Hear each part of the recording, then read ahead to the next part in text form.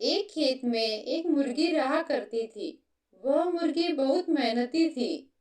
उसके घर के पास ही एक कुत्ता, एक बिल्ली और एक बतख रहती थी। ये तीनों आलसी थे, इसके बाद भी चारों में अच्छी दोस्ती थी।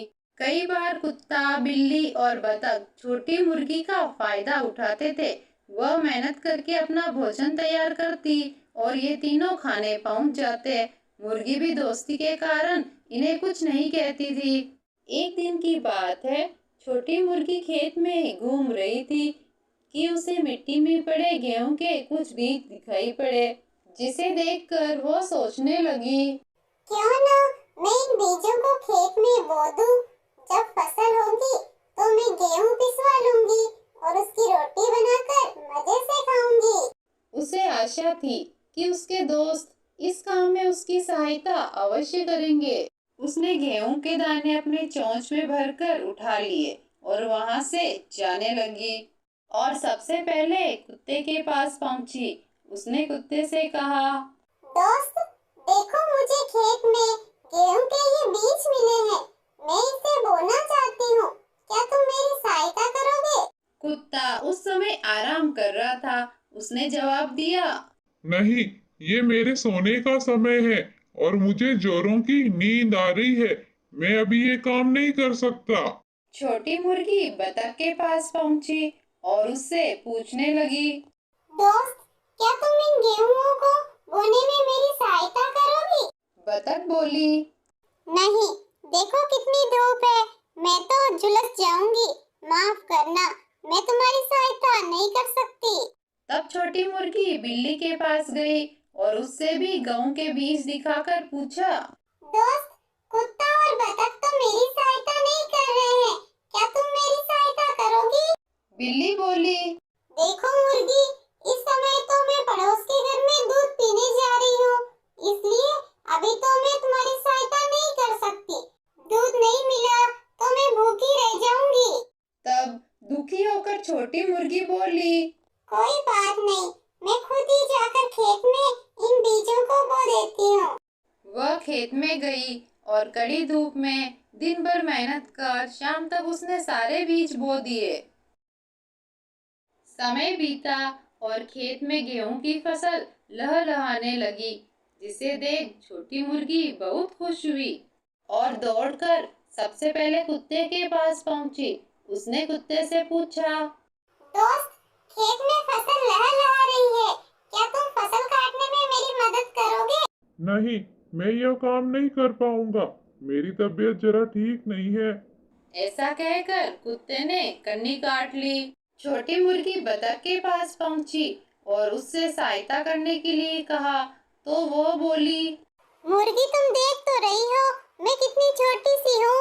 मैं कैसे खेत में फसल काटूंगी? माफ करना, मुझसे न हो पाएगा। कुत्ते और बतख के मना करने के बाद छोटी मुर्गी बिल्ली के पास पहुंची, जो नहा धोकर आई थी और धूप में बैठी थी। छोटी लाल मुर्गी ने उससे फसल काटने में सहायता मांगी, तो वो बिदक कर बोली, नहीं, मैं ये काम नहीं करूंगी। मैं अभी अभी नहाकर आई हूँ। मैं वहाँ धूल मिट्टी में गंदी नहीं हो जाऊंगी क्या? छोटी मुर्गी दुखी होकर वहां से चली गई और सीधे खेत में पहुंची। वहां उसने अकेले ही फसल की कटाई की और शाम तक सारा अनाज जमा कर लिया। अगले दिन मुर्गी ने सोचा, क्यों ना इन गेहूं को मैं पिसवा लूं। आटा रोटी बनाने के काम आ जाएगा।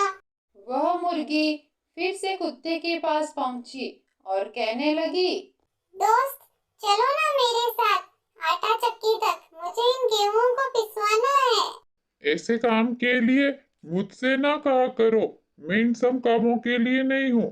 कुत्ते ने दो टूक जवाब दिया। छोटी मुर्गी ने जब बतख से पूछा, तो उसने फिर वही बहाना बनाया कि वो तो बहुत छोटी सी है, वो इतनी दूर आटा चक्की तक नहीं जा पाएगी। बिल्ली के पास जाकर जब छोटी मुर्गी ने सहायता मांगी, तो बिल्ली बोली, आटा चक्की से उड़ने वाले आटे से मेरे बाल खराब हो जाएंगे। मैं तो वहाँ नहीं जा सकती। दुखी छोटी मुर्गी अकेले ही आटा चक्की गई और गेहूं को पिसवा कर वापस आई। अगले दिन उसने रोटी बनाने की सोची और अपने तीनों दोस्तों के पास पहुंची। तीनों खेत में खेल रहे थे। उसने पूछा, दोस्तों, क्या तुम रोटी बनाने में मेरी मदद करोगे? नहीं, तीनों एक स्वर में बोले। हमें तो रोटी बनाना आता ही नहीं। छोटी मुर्गी ने अकेले ही जाकर रोटी बनाई। जब गर्मा गर्म रोटियां तैयार हो गई तो वह कुत्ता, बतख और बिल्ली के पास पहुंची और उन्हें रोटियां दिखाते हुए बोली, अब बताओ कि रोटियां कौन कौन खाएगा? हम खाएंगे। तीनों एक साथ बोले। नहीं, इन रोटियों के लिए सारी मेहनत मैंने की है, इसलिए मैं ही सारी रोटियां खाऊंगी। और मजे से रोटियां खाने लगी। कुत्ता, बतख और बिल्ली ने कोई मेहनत नहीं की थी, इसलिए वे बस मुर्गी का मुंह देखते रह गए। इस कहानी से हमें यह शिक्षा मिलती है कि मेहनत करने से कभी जी नहीं चुराना चाहिए। कहानी को लाइक, शेयर और सब्सक्राइब जरूर करें।